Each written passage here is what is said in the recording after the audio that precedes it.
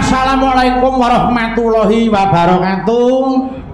Waalaikumsalam. Menika ugi kula kintunaken salam kula untuk para pepunden kula, Bapak Profesor, Bapak dosen, Bapak menapa menika semuanya Sivitas Akademika utawi alumni Universitas Negeri Yogyakarta ingkang mirsani lumantar Zoom ingkang lenggah wonten Ngayu Jakarta.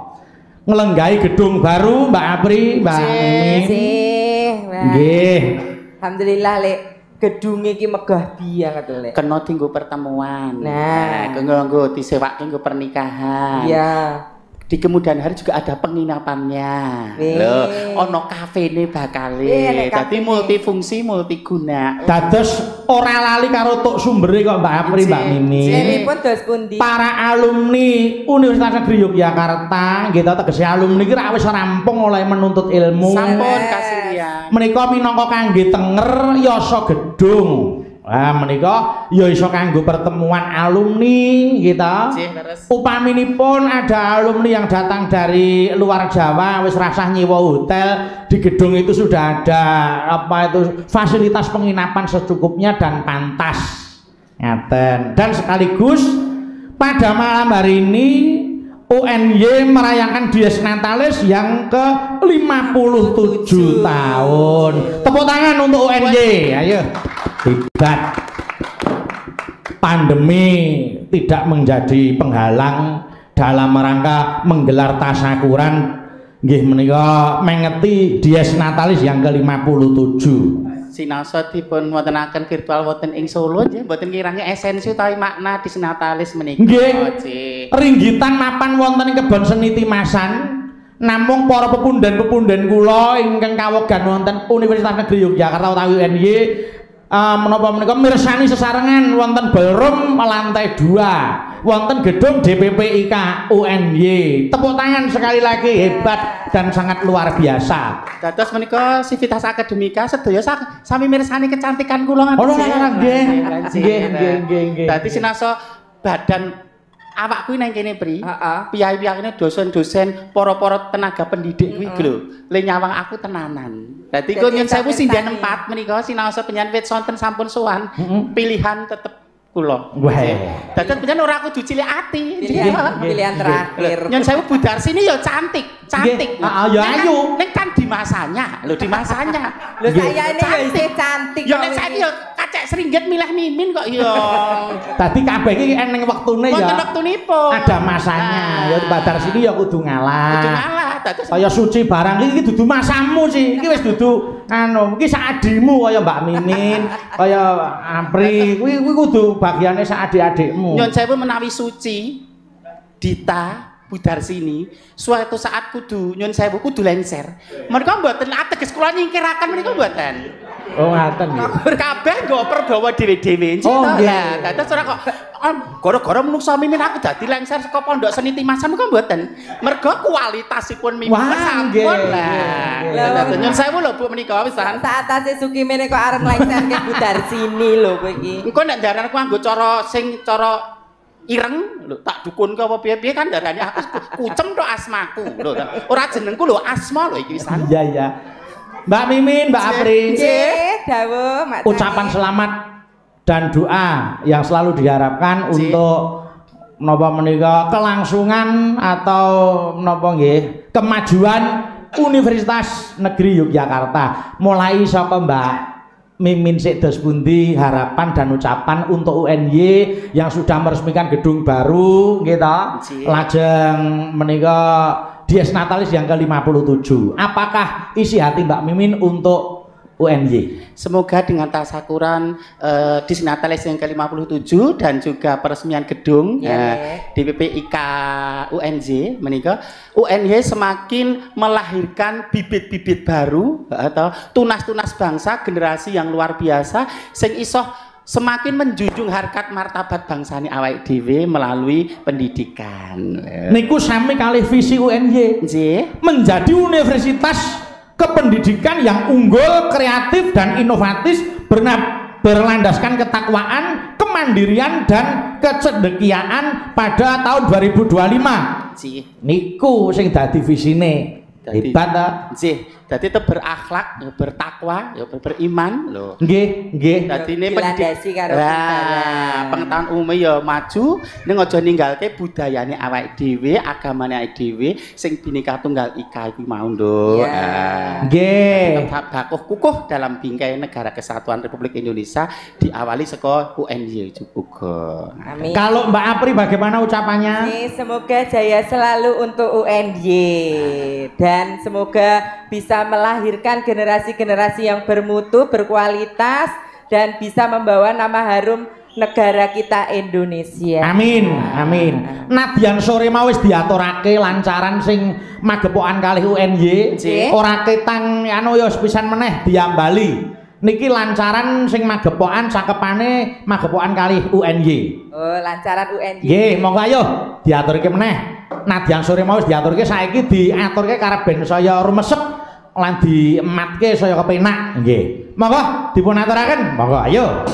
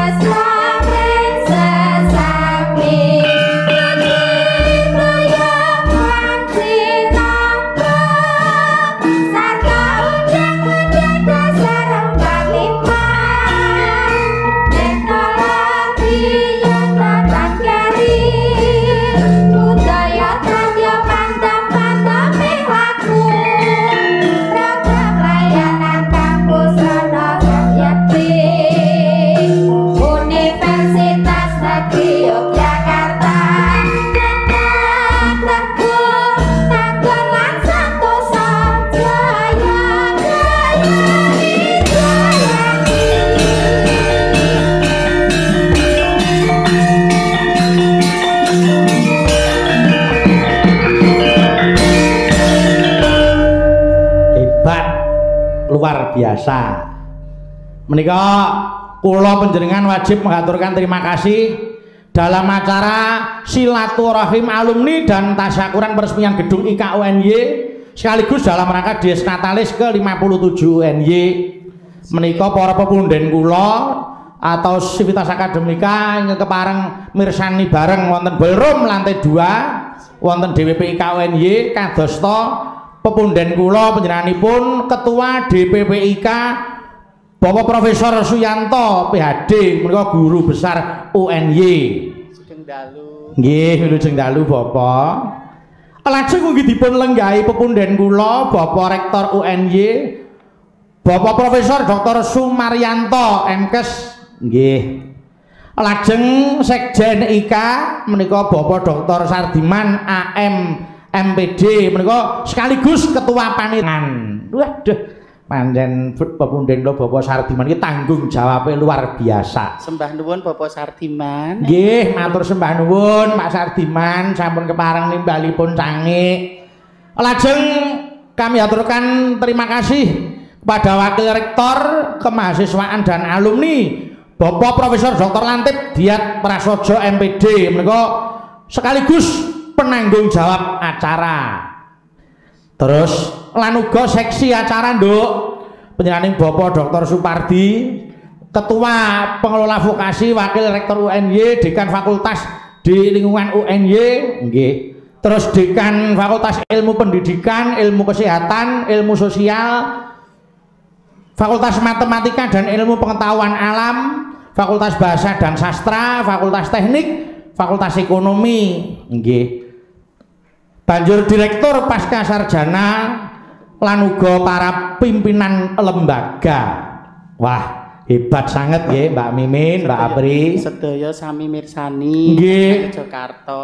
Rangkaian-rangkaian hari ulang tahun utawi tasyakuran menika wonten seminar gitu. Sampun. Rangkaian acaranipun ada seminar membangun generasi emas untuk menyongsong generasi baru Indonesia. Kasih nggih. Lajeng wonten buka bersama. Lajeng ada bakti sosial dan lomba inovasi pendidikan dan lomba inovasi bidang umum dan pengabdian masyarakat.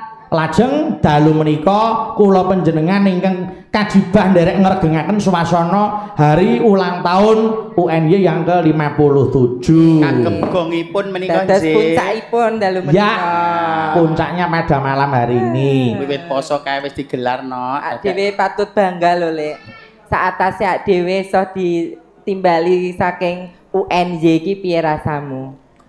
Seneng. Nek itu butuh proses panjang. Proses sing ngondi. Kuwi mesti kan dagelan kira akeh banget to.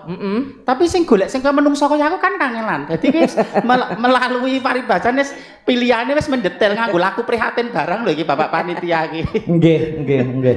Mas Bayu kan wonge klewo-klewo nek karo aku iso. Alah. Kurang sayang piye iki pamulutan saka UNJ dadi gelem ra gelem mimin karo Apri kudu katut terus ngono terus anu Mas Bayu nglentreh nggih ampun ngono kuwi. Mbak Mimin, Mbak Apri, monggo kita menyapa para pepunden kula ingkang kepareng lenggah wonten ballroom lantai 2. Mbok menawi mangke Mbak Mimin karo Mbak Apri arep nyuwun pirsa kalian panjenenganipun Bapak Profesor Dr. Sumaryanto MKes selaku rektor bab perkawis visi UNY dan misi-misinya lho nggih ta? Nah, kudu awake dhewe kudu ngerteni yen to salahmu malah kurang prayoga dadine. Nggih. Beliau kersanipun menerangkan kalian kula nek maligipun kula menika rak buta menawi babagan seni wong dalan mulih wong dalan kok nggih. Lah kok menawi mangke berawal dari jalan. Lah maksudnya kan kok wong dalan. Engko nek ngatak dhewe nerangke kleru rak nggih, monggo wilujeng dalu Bapak Rektor, Bapak Profesor Sumaryanto saged dipun monitor sewanten saking Solo. Sugeng dalu Bapak Profesor Sumaryanto.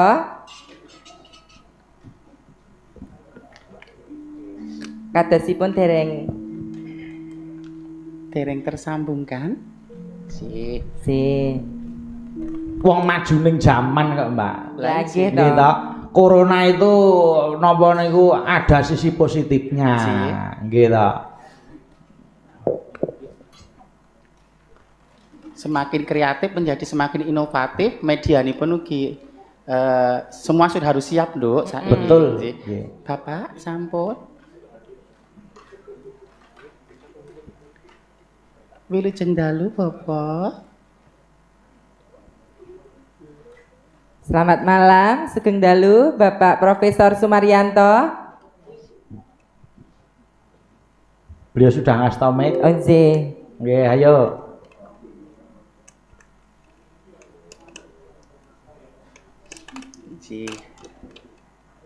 Kadesipun tasih persiapan wonten mrika.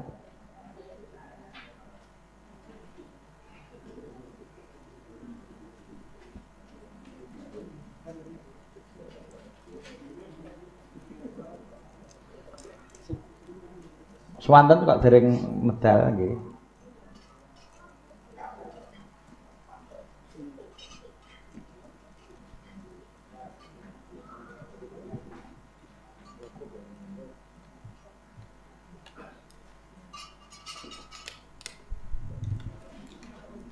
Tasih nenggo.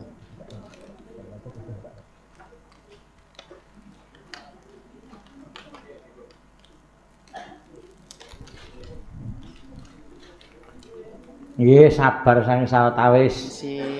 Jinaragan ini juga baru kali pertama UNY mengadakan pagelaran secara virtual dan melalui link Zoom. Nah, niki isah. Wah, wis metu bakmu iki kok ora tekan kene bakal. Mriki mengke rencana medal napa? Wonten rencana mboten? Ora mah. Selamat malam Sugeng Dalu, Bapak Profesor Sumaryanto. Sugeng Dalu, Pak Yu. Alhamdulillah. Wah, jangan. Ulun Sugeng Dalu, Bapak Prof Sumaryanto. Matur sembah nuwun awit timbalanipun dhateng kula sakanca, Bapak. Wonten ballroom swanten saking Solo saged anu nggih, saged dipun mirengaken kanthi sae nggih, Bapak. Alhamdulillah sae. Alhamdulillah.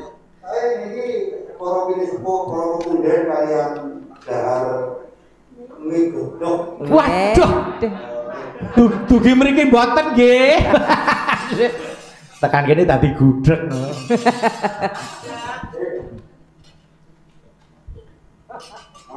Monggo pokoknya kita nikmati bersama kemerdekaan kita untuk di atas aturan dalam rangka yes.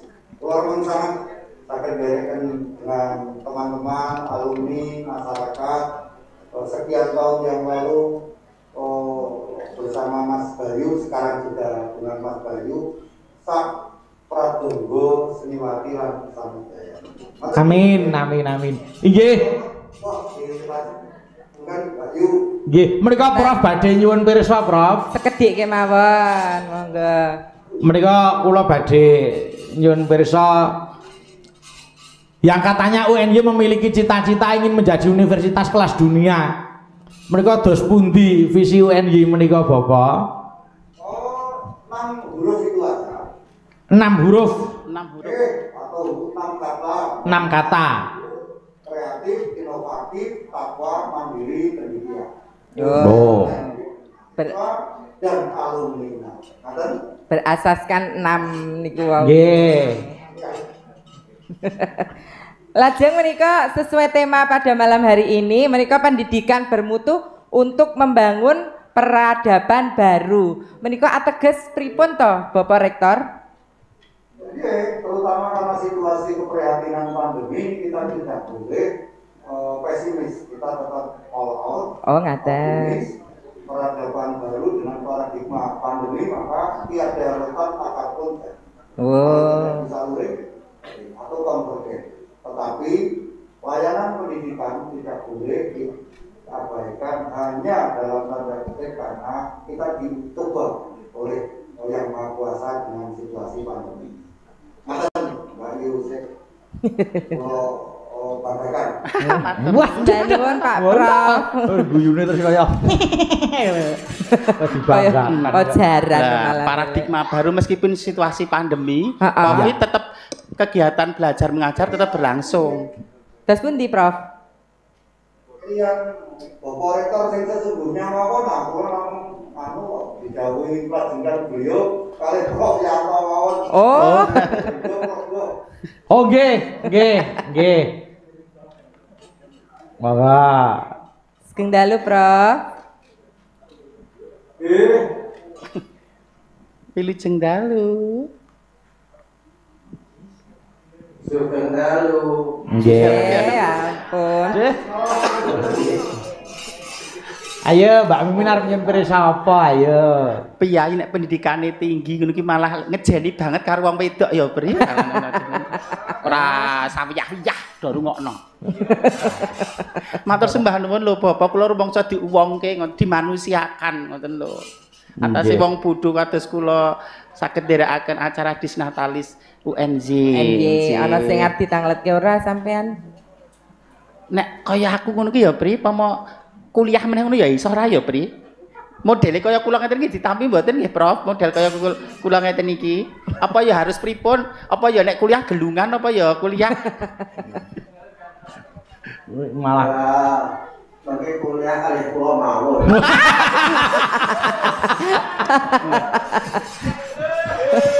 Jadi kowe gelem-gelem ae lek. Nah, aku gelem-gelem ae lho. Lho kuliah itu tidak harus tatap muka lho, aku kudu ketemu lho, Pri. Lah iya. saiki kan lewat Zoom. Apa meneh era pandemi virtual. Zoom. Anu Mbak Mimin, kula tak nyuwun pirsa datang Prof Suyanto. Selaku ketua umum alumni UNY yang jumlahnya begitu banyak atau Mbak Mimin, Mbak Apri. Tentu sangat kesulitan, napa ada kesulitan yang mau menika dialami oleh Prof Suyanto. Nyuwun dawuh, Prof. Kesulitan itu nggih saged dipun alami sinten kemawon. Tapi kanthi kerjasama kalian konco-konco sedaya kesulitan itu saged dipun atasi. Ya seperti dalang itu kan juga sulit. Walaupun sulit dengan dukungan semua orang kita bisa terjadi. Itu Mas Bayu. Oh, dados beliau sudah mempunyai kiat-kiat untuk mengelola dan mengatur. Organisasi ini pun dipun paringi tetenger menapa Bapak menika? Nama organisasinya ngoten. Nah, namanya pun DPP IPA UNJ, simbolipun mirip-mirip kalian UNJ. Wong niku nggih keluarga besar UNJ, anggotanipun kakak. Wong mirip panjenengan sedaya pengen dados anggota alumni nggih saged. Oh, ngaten. Alumni kehormatan. Oh. Bayu. Nggih. Mbak-mbak ingkang badhe kersa dados anggota alumni UNJ kehormatan. Jadi rawuh mriki kula daftar langsung. Amin nuwun Bapak. Lah iya. Piye ora elok kehormatan lho. Oh, mlebu urung dadi alumni kok dhewe kok. Ora wis elok. Mongko mergo karya-karya kula kalian panjenengan. Dadi dipun apresiasi kalian UNJ ngaten kok. Anu menika secara resmi dipun menawa menika berdiri tanggal berapa Bapak nyuwun dawuh?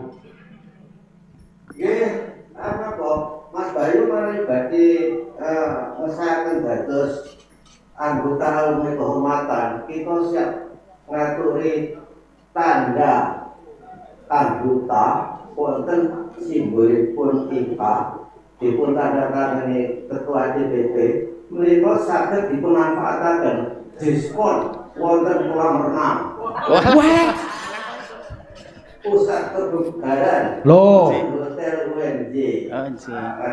Ini salah satu program-program dari DPPIK loh, Mbak. Programnya nek kolam renang barang Lah wis dikersake Mas Bayu rak kuwi ling penting. Nang kolam renang karo Dedek Mindola. Apa renang karo cebong.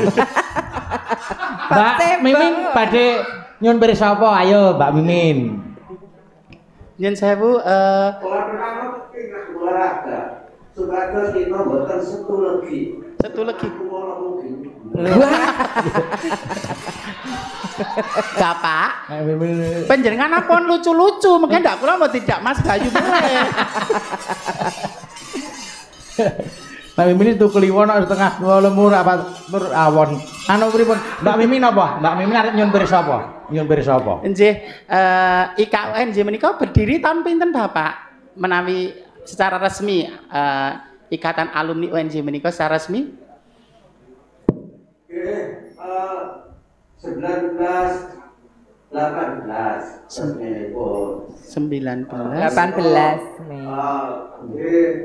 Dados organisasi ingkang resmi berbentuk ibu. Manawi paparanipun menika ingkang mboten formal sampun dangu. Ananging anggenipun kagungan badan hukum 1918 menika. 19. Nggih. Lajeng nyuwun pirsa Prof.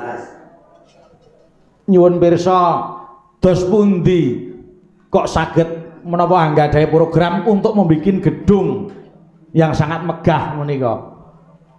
Suwau kados pundi koordinasinipun kalian para alumni menika Prof. Nyuwun dawuh. Nggih wonten bantuan seperti saking alumni, saking anggaranipun UNJ, Bapak Rektor saged maringi gedung menika alhamdulillah gedung menika pun kita 3 gangsal miliar. Wah, luar biasa. Bayu badhe pantu nggih saged konten gedung. Amin. Oh, niki gedung yang sangat bermanfaat untuk umum kita. Nggih. Terus menika dari sengkut gumregutnya para alumni sing ora nglalekke karo alma mater utawa kampuse gawe tenger gedung niku yang bermanfaat untuk masyarakat banyak. Ngaten nggih, Prof. Dados menika para alumni mboten namung wonten Indonesia mawon nggih wonten luar negeri ingkang wonten luar negeri di-cover ugi. Oh, nggih alumni itu anggenipun ngadoske dhumateng negari wonten ingkang wonten dalam negeri wonten ingkang luar negeri menapa. Nggih dados macam-macam panggalkan menika. Amargi nggih napa sumebar sak indrening donya menika. Hebat. Tepuk tangan untuk UNY. Ya. Alumni yang sangat bermanfaat lan iso kanggo napa nggih Mbak, kanggo contoh ngarumke jenenge negara seperti alumni UNJ ini. Kanggo ajang silaturahim ya, Nduk. Ya, betul. Terpisah negara nanging kasusnya tetap bisa tercover lumantar IKUNJ. Tersebar di seluruh penjuru dunia. Oh niku. Nggih, sembah nuwun Prof awit dawuhipun. Sami-sami Mas Bayu. Inggih. Wilujeng lelenggan, mbok menawi wonten pangandikan kagem para pamriksa lumantar live streaming. Menapa badhe request lelagon? Ngersakaken tembangan Bapak? Oh, mulai ini buatan sakit napa-napa. Namun sakit temengeng ke, tembangannya napa ke? Waduh, apa ini? Aku pasir apa? Aku pesen apa ini? Gede apa ini? Topiling gagal.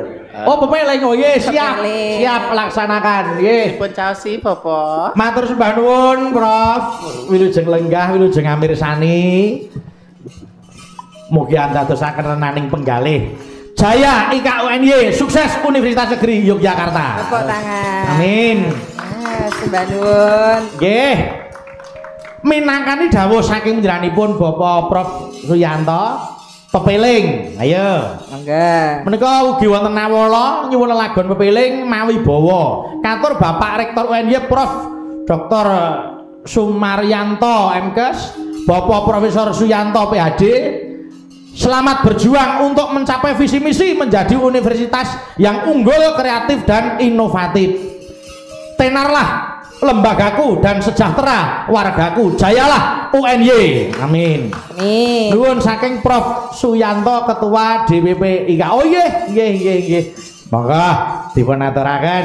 Pepeling dipun bawani langkung rumiyin. Ayo tak nyuwun bawani swantene Mbak Apri sik iki kaya ngapa? Sing nom sik. Nggih. Sing enom lek. Sing tuwa engko nek slingsir kok, Nduk. Tegese sing cerah sik. Nggih. Rukun Islam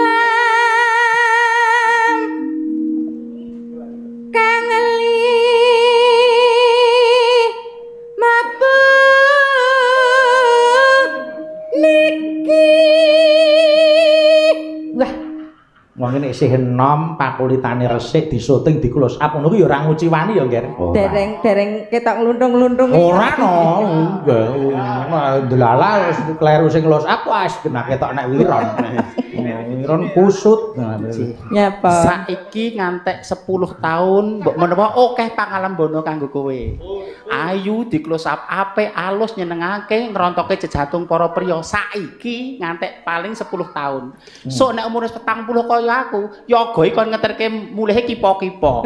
Berarti kowe ya nek masane. Kok ngono kok nganu budar sini. Ning masaku panjang kok. Masaku panjang. Gentur tapane, gedhe prihatine, seneng weweh. Dono driyah ora mewujud bondo donya. Ah, kuwi masane iki dawa ngerti-ngerti garing. Aku nyang Mas Bayu suwe-suwe kok ora kuat ya, Bri. Tenan ya, aku ora ngapusi, tenan aku kula nek niki mboten mung drama ngon pepanggonane. Ya tutuke. Nyon sewu kosek. Lha ora tak tutupi ron loto mau sadi.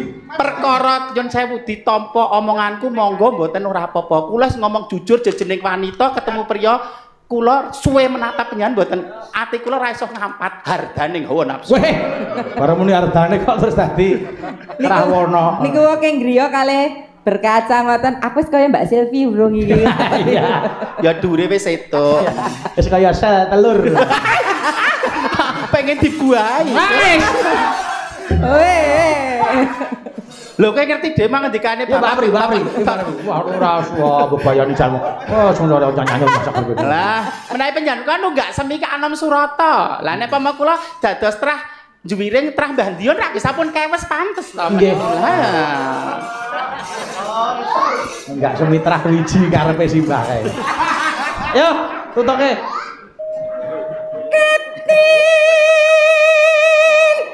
Dekna mreng para sesama. Nyun sewu, ibu-ibu pesinden kok kula nyaruhi penyanyi kok mboten. Sing diagem ibu ki rak durung jilbab ning ijek belajar menutup aurat. Ning ya termasuk Ning tak Islami. apresiasi luar biasa. Mergo niate becik. Ning nek suci ki ora kok. Nyapa meneh? Nggo nutupi le kalunge wis didol kok. Dadi ngono kudu diluruskan nek gergo niate nggo nutupi kalunge sing didol ngono ki ya. Niate ki menutup kuwi ngono ki lho. Ora kok nyun copoten mriko ndak mesake liyane do payu ra. Allah sajae oleh pamer lho. Liyane do ora nganggo kabeh karo tengah tahun aku jek putu nek wong wedok setitik lho. Oh, nek aku ngono kuwi. Mau mbok ra dienggo pri ngomong rasa sing atase dene Mas Bayu. Dom mamring nganggo apa blas. Wong nek bar ngomong grenjeng nek dipamerke. Nek bar nganggo dik-dikan. Aku ya Mbak Apri, guluku ninis. Aja pada ditinggal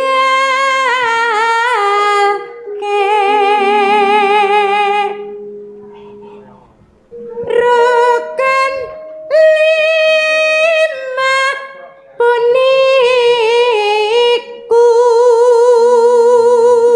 sahadate Dedi meneng Det ora dikon bawa kok nyaut Dedi Sukimin iki sapa iki Mas Dedi ki nyaruwus mbok nek ora didapuk ki mbok ya wis kan dosek Dedi nyelo-nyelo mengke wonten partipun wonten papanipun piyambak ngertos menawi wonten panjenengan sae ya Mbak Apri tutuke Dedi diem sahadate kang angka siji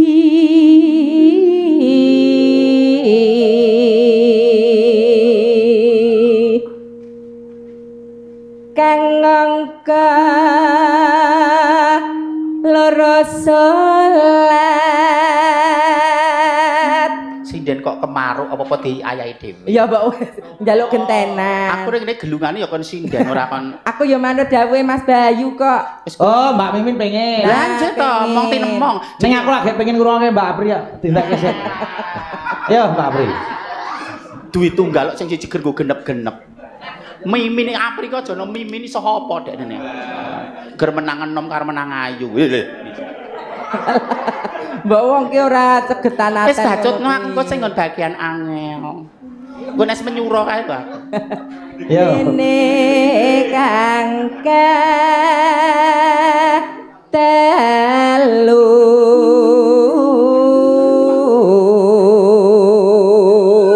monggo jeng Mimin mirengaken swantenipun Mbak Apri. Ayo Mbak Apri tutupe. Ano ayo. Ramadan nindak naposo papat zakat. Sing cetha lho ya zakat. Heeh. Yo. Peng 5 ya. Peng 5 ibadah haji. Yo. Rukun Islam sampurna.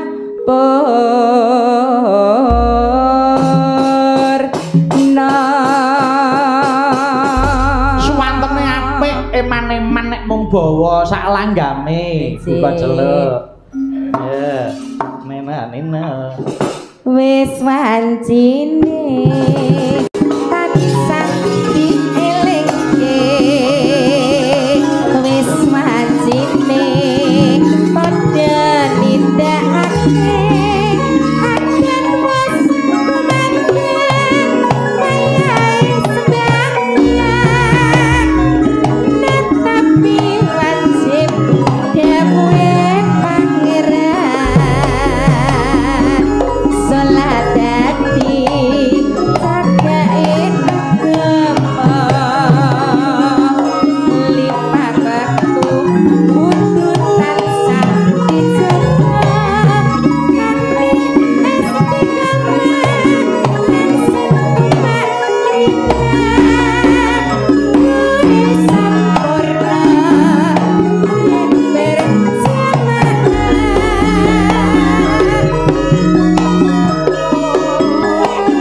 Bulan asa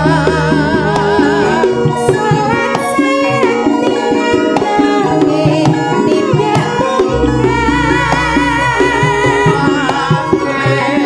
lan isa jangkepe. raya dadi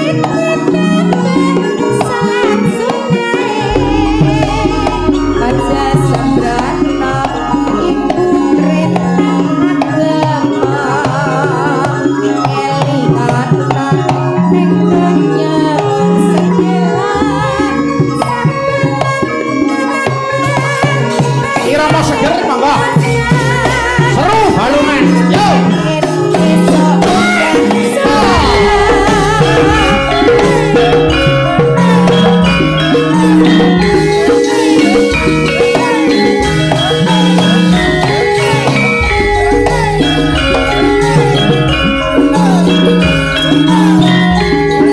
Monggo, Pur.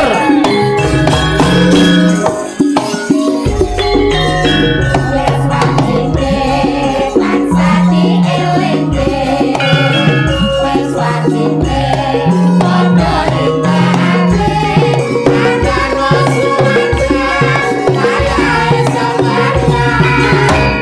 Tetapi wajib dawuhe pangeran salat dadi cagake agama lima waktu kudu tansah dijaga kanthi istiqomah lan sing tumainah kowe sampurna yen berjamaah.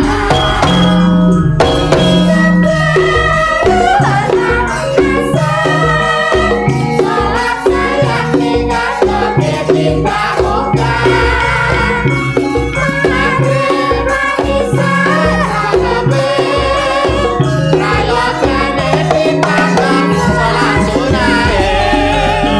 Itu terdiri dari satu ada ruang layanan alumni.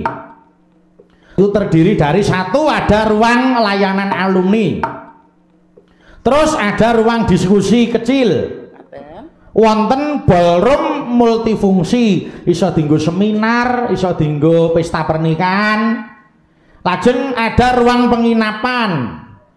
Lah menika rencana ke depan akan dibangun kafe dan rooftop.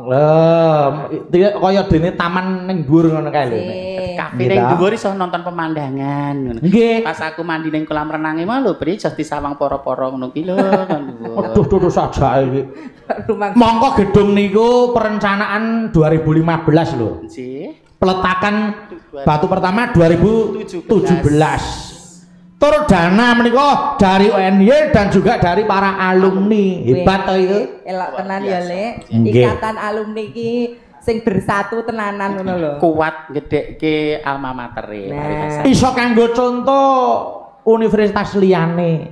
Gitu sakwise lulus ora lali karo alma mater terus gawe tenger wujude gedung yang berguna yang bermanfaat untuk khalayak umum.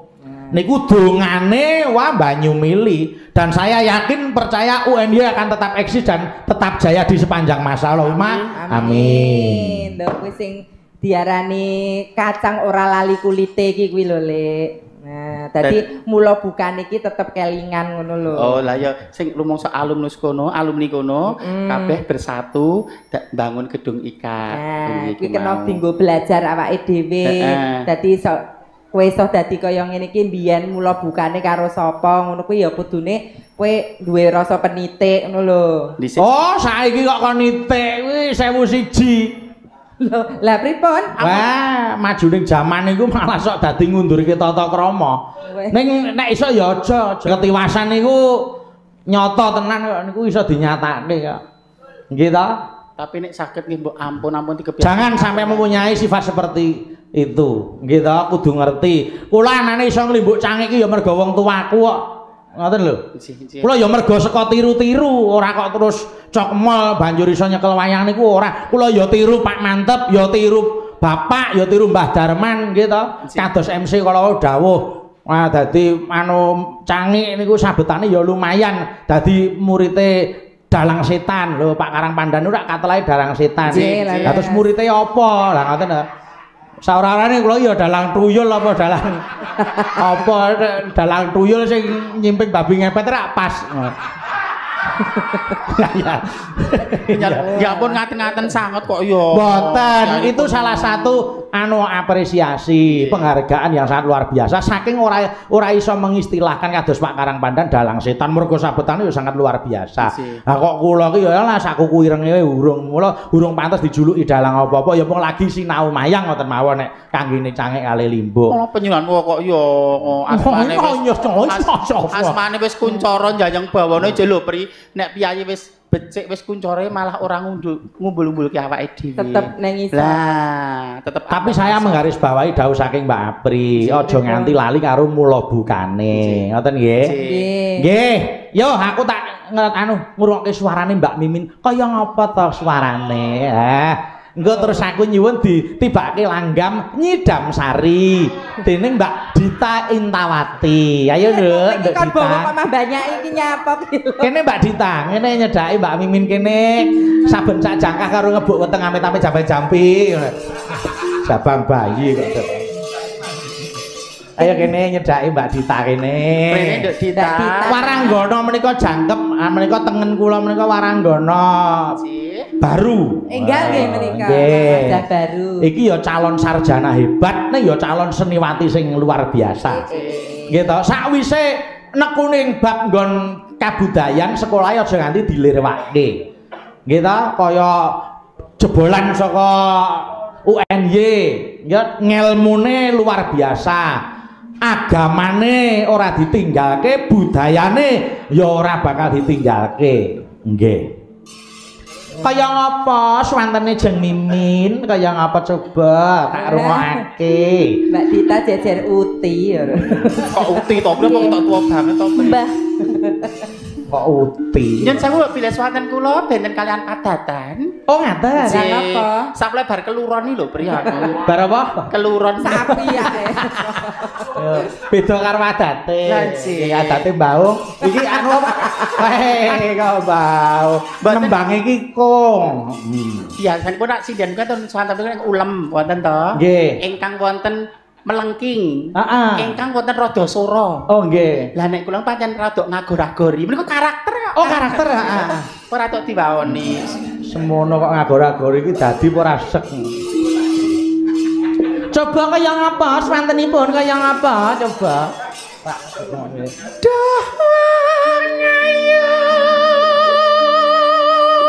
Le, tak niki saged ta.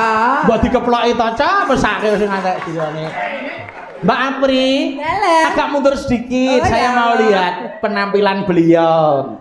Ayo. Dongkate sing galegane padaran ya. Nek sing tepuk tangan Pak Bagong Darmono lumrah, wong ngepek mantu aku. Lah ketuke tidar kono ra mung bombong atiku men sida gelem lah. Warisanku nggo gawe joglo kaya pendopo njuwiring kae 18 sisa. Etuk tidar. Alah. Tidak, astagfirullah. Ora apa-apa ya le aja kaya pakmu ya le cah bagus. Duh. Aja. Ayo.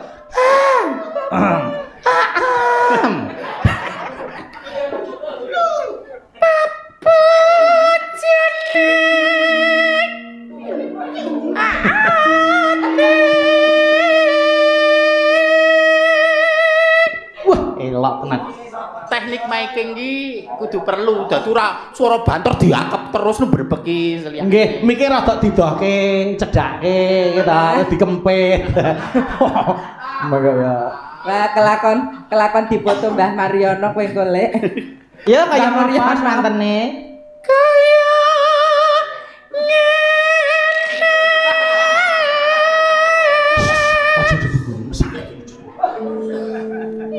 wong iki mbok ora maoni. Iki apresiasi kok. Mbok wonge aja dadi maoni, dadi sengon. Monggo seneng dadi jati. Ora maoni iki aja langsung underestimate nek Mimin ini tidak mampu apa-apa. Mas Bayu wis ngendika, isone becik mergo niru. Nggih. Bar niru ki dikembangkan. Betul. Ora ujug-ujug Mas Bayu ku sabetan hebat, suwe jos. Urang mesti Mimin ya semono uga. Ning prosesku kok kesuwen banget ya, Pri. Nganti umur 44. Gurung-gurunge ganti wae, ganti cor ku gelis garinge. Ayo. Wong nandang asmara.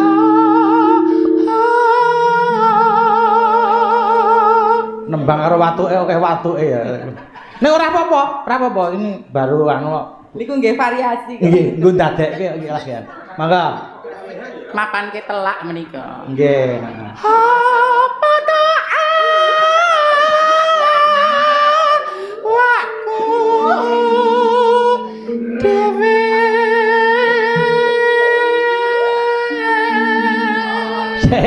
Mbak Apri, penyanyi ya, lumrahe memperagakan sesuatu. Niku rak nek sing tengen nyekel mic, sing kiwa ki rak terus doh dewa ngono ta. Berekspresi ngono lho. Kuwi ora iki. Kuwi mangger nyoro dhuwur iki terus dipenet terus dipenet ya apa? Anu tangane kok terus nek ngono ki lho apa Rahim kula menika lho. Waduh.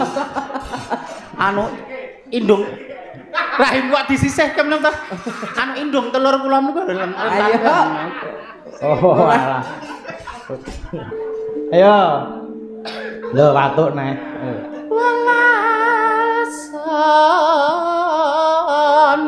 Duh dewamu neng ndi? Duh dewa. Duh dewa. Jawata.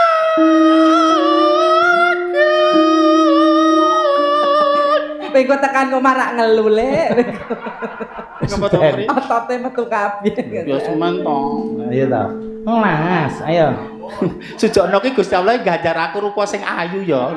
Dadi pemo swarane rada kuciwa sithik ngono. Ketutup swara. Nggih. Ketutup pasurian kok. Oh, suarane ketutup rai. Ya, Oh, tadi raine niku pancen. Welas. Rasa diajari kok kaya sinden agak sedorong dina. Ngertos nek panjenengan menika putrane Ki Anom Surata. Publik mengatakan itu perso kabeh. Ketok banget lho aku ketok wong bodoh banget tidak. Lah iya apa ora? Mung sak bawa Idam Sari kok tidak di. Pun mangjarke, tapi ndak kleru. Besok kapan katakan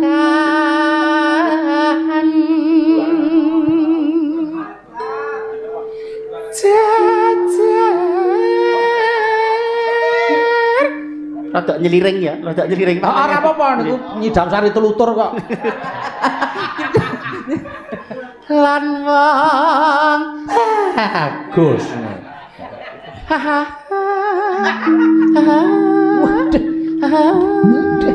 Ayu.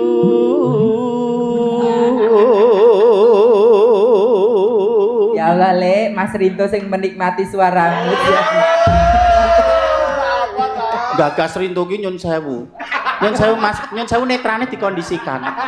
Kaya gak kenal Mimin sedina rong dina. Atas aku ning kamar mandi lho kulatku ngantek. Aku kancamu. Apa rumangsamu nek kaya aku brangasan ini karo sedengah wong gelem nyun sewu. Nyun sewu. Ya.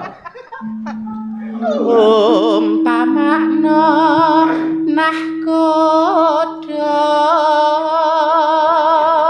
Anu neno tanpa prau sasat sarat dan jalantri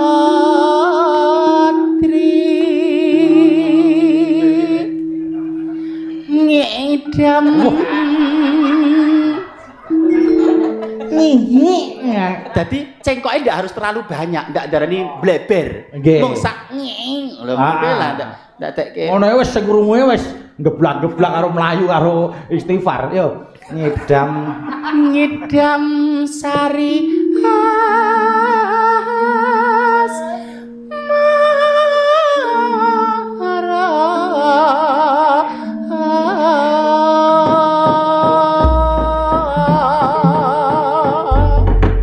hebat sangat. Tepuk tangan khusus Mas Rinto tok we nggo Mbak Mimi.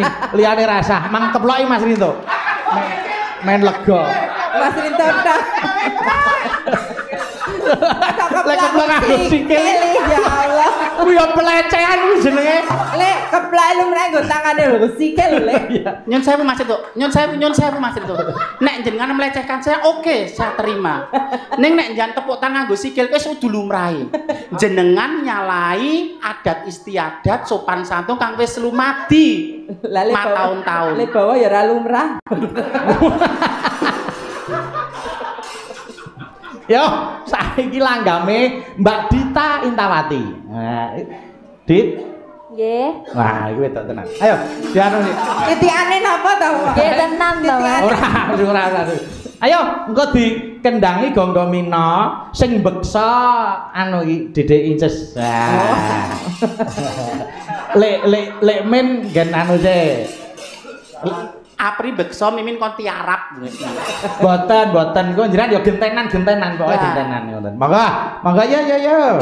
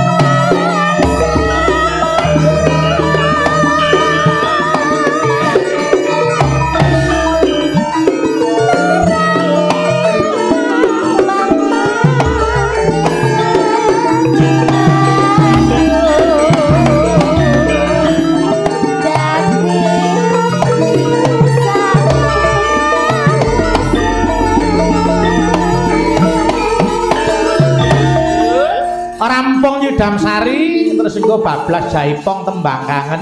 Nggih. Terus engko sing nembang nyuwun tulung karo Mbak Suci Ovita Dewi, rampung Damsari, ngompak Mbak Dita Lenggah, Mbak Suci Jumeneng. Nggih. Ayo.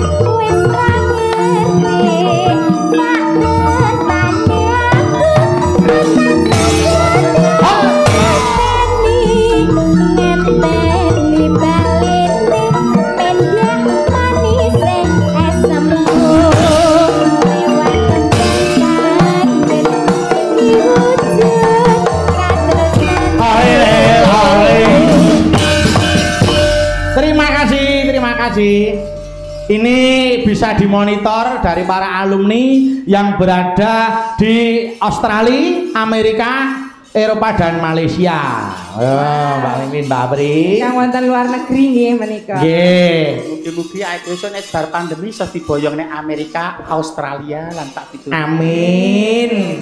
Nggih ya muga-muga wae. Napa niku teknologi saya maju kok, nggih ta? Bisa diakses dari negara manapun. Mbok menawa sok ana sing kepareng, waduh, Mbak Mimin kok ayu men ya. Sapa ngerti terus nimbali Mbak Mimin lumantar virtual. Ya ora rono malah padha wae nang kene. Ya ora Mbak Mimin karo Mbak Apri dijak rono. Ngono nggih. Nggih, Mbak Mimin, Mbak Apri, nanti kita lanjutkan di Patet Songo nggih sing rada umber Jakate. Ayo netepi kewajiban tak derekke. Aja nganti pelok rasamu lho, Nduk. Nggih. Mergo nek nganti rasamu geseh kok ndak malah dadi beda, nggih. Ya, ngadep sinuwun ndak dadi dukane sinuwun, ayo tak derekke iki.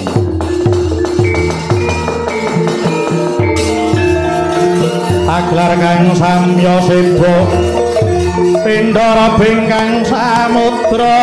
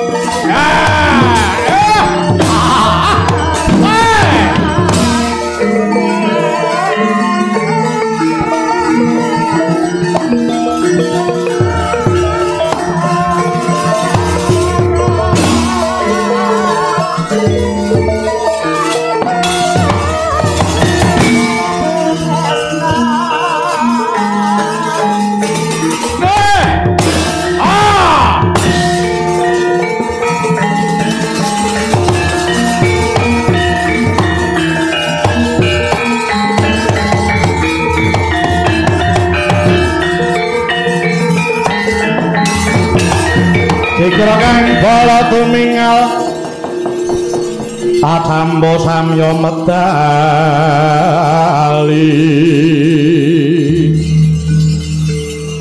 lir kathet wileting kanda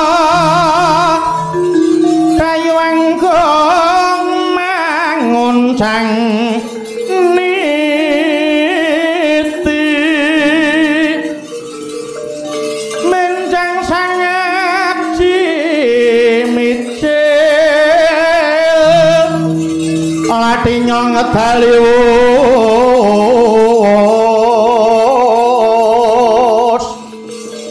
Kutha Surawilaga kaya buta singa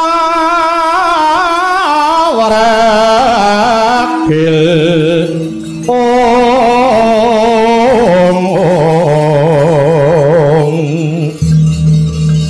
pasti jangga dendanya mangambak boyo ngawulang nyuwun Nyi Menggong kaya nimbali dhateng kang abdi kula pun sangkirna canggih cumacung jawuh nadyan kula pun tengkang Puspanala nyacung jawuh semanten ugi kula pun dikya kala gendhir pencalin cumacung jawuh Nyai Menggung kula pun pedhut segara nyadong dawuh Tremba Maha nyadong dawuh kula kala murka kula kala Tremba nyadong dawuh Tobat. Kabeh para wadya bala bajingan padha tawi nyedhak rene. Awit wektu dina iki jeneng ingsun nampa duka ingkang saka ingkang sinuwun. Perkawisipun menapa, Nyai? Perkara nenggone perkara Ijrapa ora enggal pasok dar kunjuk marang sinuwun. Penyakit Ijrapa ki penyakit. Mong perkara Ijrapa lah kok aku kang dadi ampuhan nganti randhak 5 dina Ijrapa ora masuk dar marang Sinuwun Prabu Gajah Kalawerku kepara aku kang nampa duka inggih lajeng kersa paduka muni dawuh saka ingkang Sinuwun dina iki ndikake aku kelawan sira kabeh kenen lumawat ana ing manah ilang saperlu nakra wareg apa sing dadi kareping Demang Ijrapa yen dheweke ora enggal pasok dar aja wedi kangelan Ijrapa sak kulawargane tumuli dirangket tangane diarak ana ing alun-alun Prajaika Cakra minangka dadi dari Sinuwun Prabu Baka lho riye menawi tetele mekaten kula namung ngestaken dawuh kula ugi namung ngestaken dawuh kang mangkono bocah Menggong aja kowe dadak wedi kangelan para metu njaba ketakno wadya bala sak cukupe gawa gaman sak cukupe mbok menawa wong desa manah ilang kang bakal mbelani marang Demang Ijrapa kabeh wadya bala wis padha tata-tata ing ayuda lho nggih saking dawuh Nyi Menggung kemarin nyuwun pamit madal pasian aja kaya bocah cilik kang dadi lakumu kumrekang bala lumaris pudaling kang wadya yaksa